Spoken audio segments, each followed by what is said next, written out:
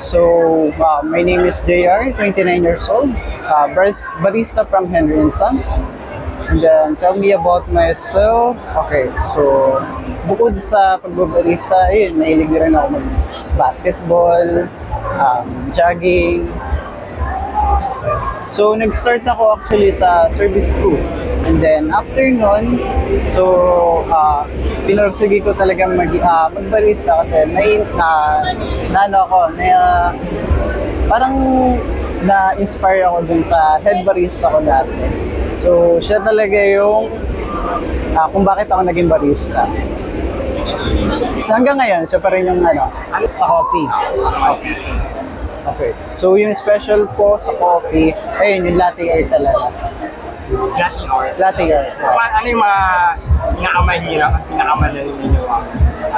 Ang pinakamahirap, yung mga advanced latte art na. Yung mga combo, yung mga more on rosetta. Siguro mga 7 stock na rosetta, yung mga ganun.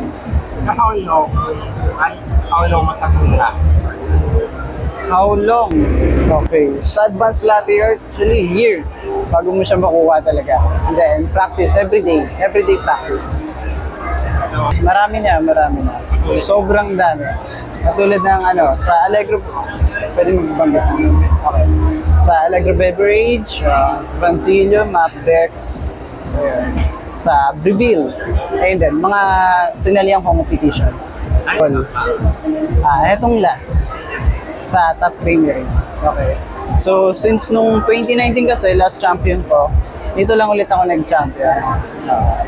Since 2019, after ng pandemic, ayun, medyo nag-struggle na ako sa paglalate art. Medyo nawala na ako sa circle ko ng, sa passion. So, nag-decide ako na practice ulit. Sumali ako ng Top Premier. So, ayun, okay naman. Practice lang. After neto, siguro focus muna ako sa work. Ayun, kahit naman nasa work ako, nakakapag-practice naman ako since yun naman yung ginagawa ko sa work. Latte art lang din sa bar. Then, hopefully kung may opportunity na, ayun, makasali ng coffee, latte art, sali tayo. Pinakamahirap. Okay. Pinakamahirap kong sinalihan, siguro yung, sa Allegro Beverage. Ayun. Kasi sobrang dami namin. Tsaka, yung tense, yung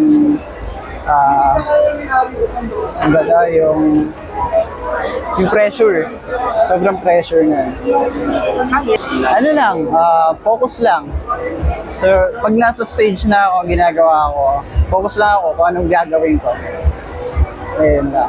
How much practice? Paano ka lang mag-practice? Sa bahay or sa cafe or anything?